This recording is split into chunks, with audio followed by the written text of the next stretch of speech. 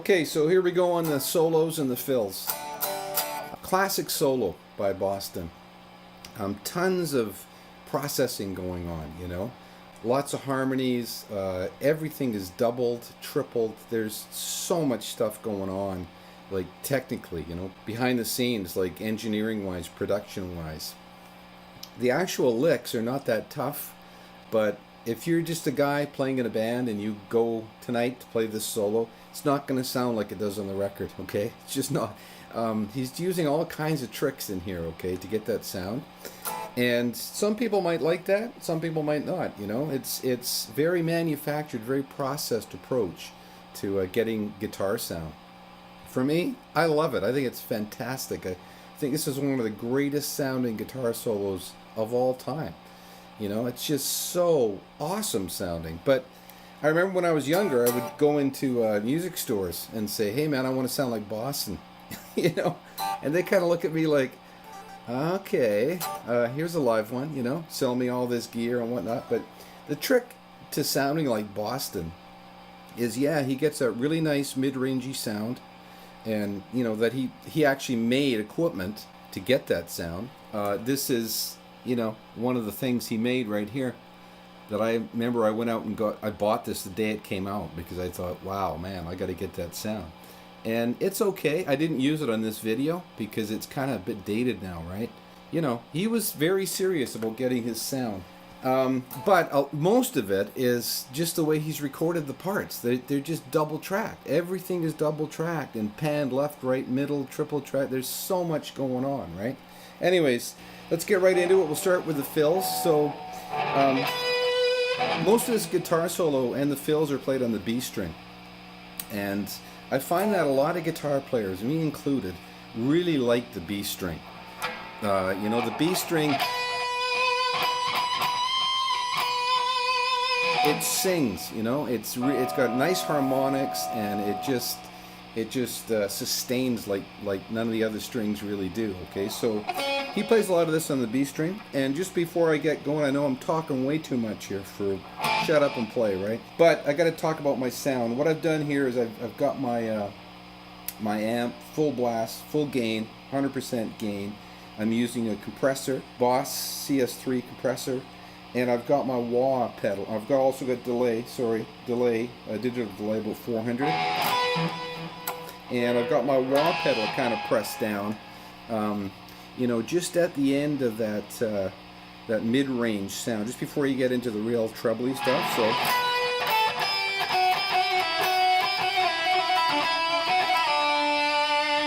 you know, you get that kind of trebly or that mid-rangey sound. And I'm not playing very loud here right now. I'm just basically talking volume, okay? So that's how I'm getting the sound. I'm not saying it's the Boston sound at all. Okay, I'm not saying that. But it kind of, you know, it'll get you sort of in that ballpark. Okay, so let's start with the fill. So the first fill starts here, like yes.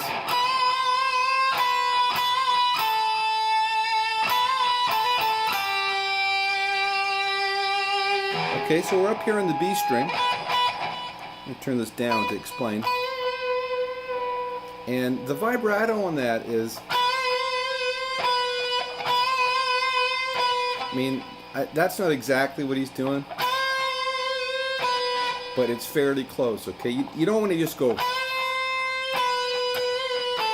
you got to get the vibrato in there, okay? So, da-da-da-da-da-da, right? 1 and 2 and 3 and 4. It's kind of in time almost, that vibrato. And when you're picking that note, you want to pinch it a bit, you know? But you just don't want to go. You want to get up here and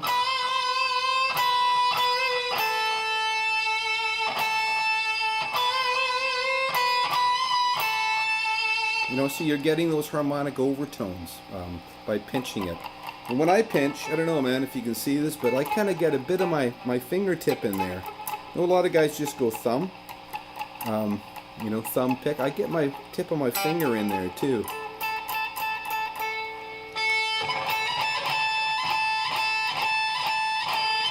Just to try and pinch it a bit and squeeze out those harmonics, okay? So 12th fret B string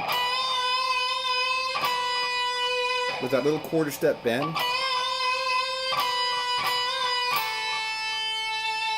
down to B10, down to B8. Okay, and all the B. You could go.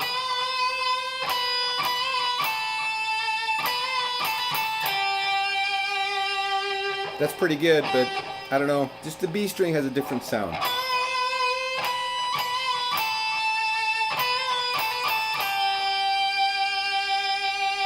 Okay, and then you hold it, and to get the sustain, you're not going to get much sustain at this volume.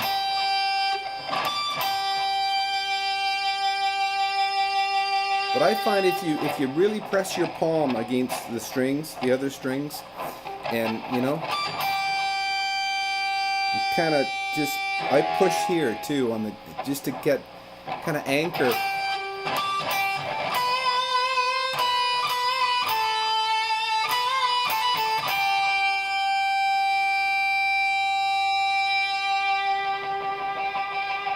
You know, just so you're cutting out all that extra string noise. Okay, so that's the first fill. Second fill is exactly the same.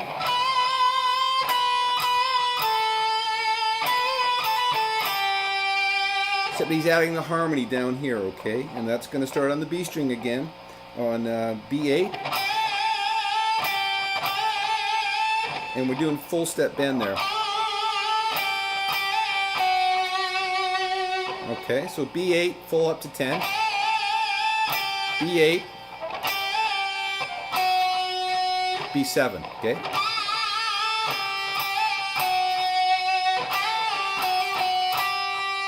Okay, we want to pick all those notes. Because we land on the same note, right? Or, yeah, the same, it's a unison note at the end.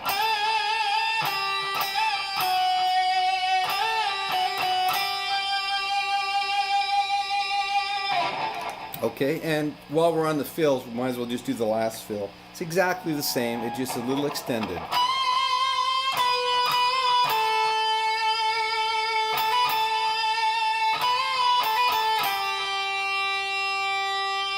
Okay, make sure you pick all those notes.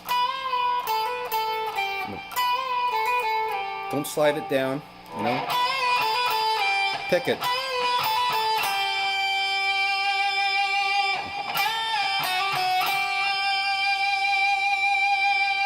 Okay. Okay, so the only other fill is the ones in the last verse, the one that goes like this.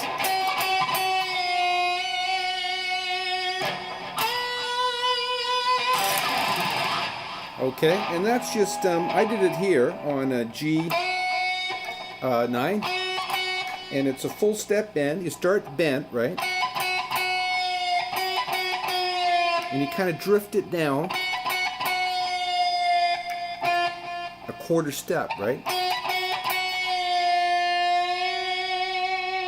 And push it back up in vibrato, right? So, and then we just hit here, which is B, what is that, 10. Put a little vibrato on. You want to pinch it, right? You just don't want to hit it with the pick, like, you want to pinch it a bit. You can hear those overtones.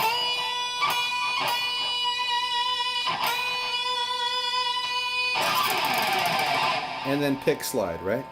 Now we'll get into the solo. Again, we're really heavily on the B string here. It's in D major, right? So you've got, we're in that shape there for the most part. We're in there a bit, and then we're, the harmonies go up here. Okay, but we'll talk about that when we get to the harmony part. But the basic part starts here on a B2. You're just going up B3, B5, B7, and just do all that with your first finger. And then we hammer on to B6, and then we trill.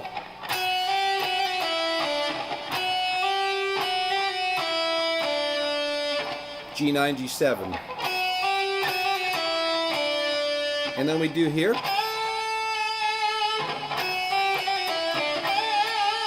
And again, that vibrato is very even. Okay, so don't just go. right?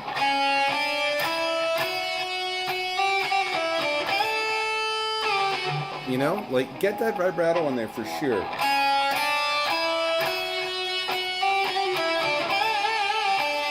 Okay, ending on G7, and then we kind of down here, right?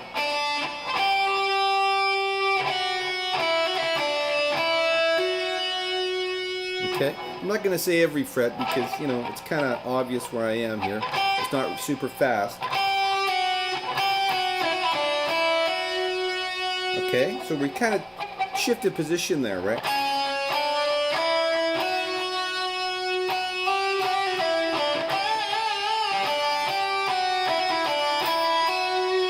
Okay, now we're going to shift back up.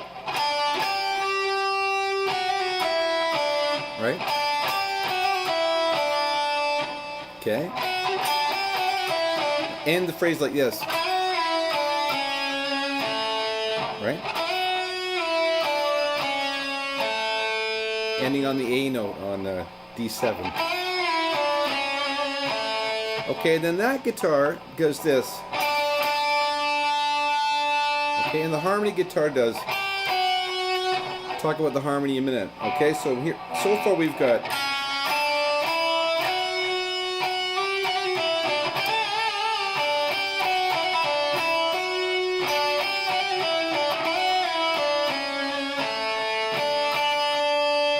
Okay, then. Okay, so. And the vibrato on that one is like. It's like 1, 2, 3, right? 1, 3, right? Okay, and then we're here. Right? So,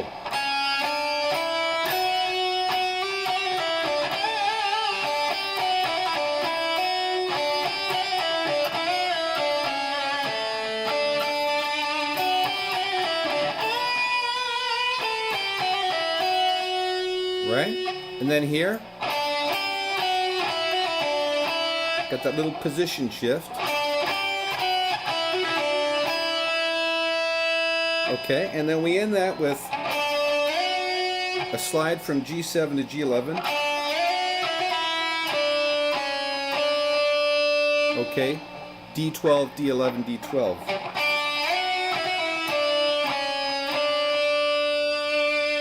Okay, and now he does that lick, ending lick. Okay, so that's kind of the main sounding harmony. Up here on B14, B15 to G16, and up here on E17 in full step bend, and that vibrato is like 4 quick ones. Okay, slide it down. G. At that point, I'm going to turn the wah off, but I can't reach it where I'm sitting, so I'll just leave it, okay?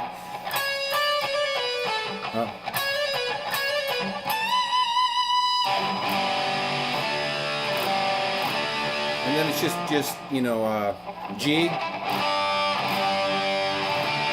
D, E minor 7, D, right? But really all you're hearing is this. You know, you don't really need to play that full all 6 strings. You know, you could just play these ones, just the 4th, like the D, the G, and the B. And that one is just the D and the G, right? Either way. Okay, and that ends the solo. Okay, so just before we move on, I want to just talk about that last lick, because there's 3 parts doing that. Well, there's 2 doing this. The lower part goes, okay, And then what happens is, you know, if you try and play that by yourself,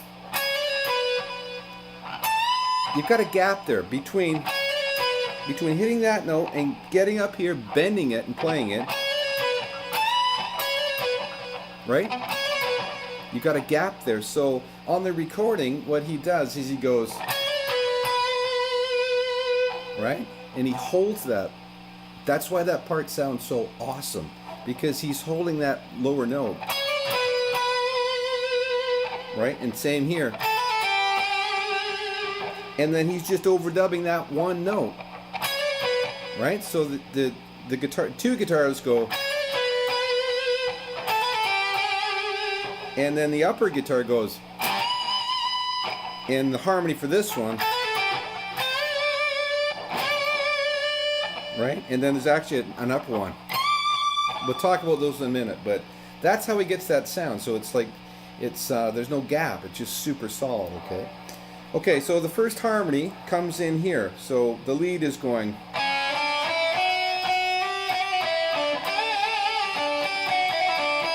right here. It comes in up on the 12th fret of the B string. I'll just play it.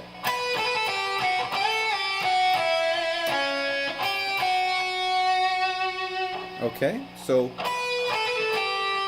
just a trill down to B10 from B12 to G12. You think we're D major, right?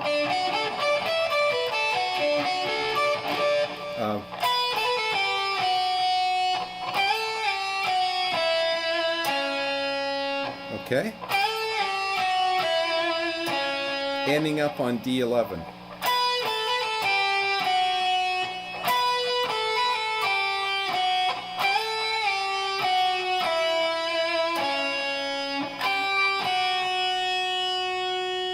Okay.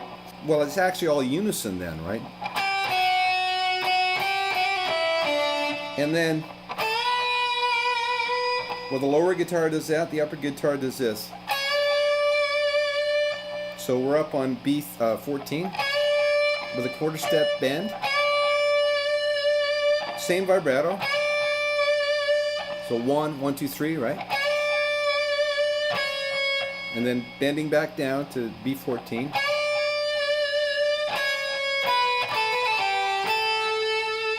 Okay. Okay, and then everything's unison from there on in.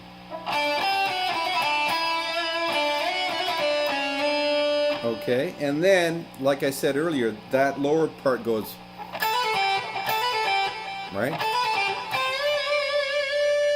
Okay. Just a full step bend on B11.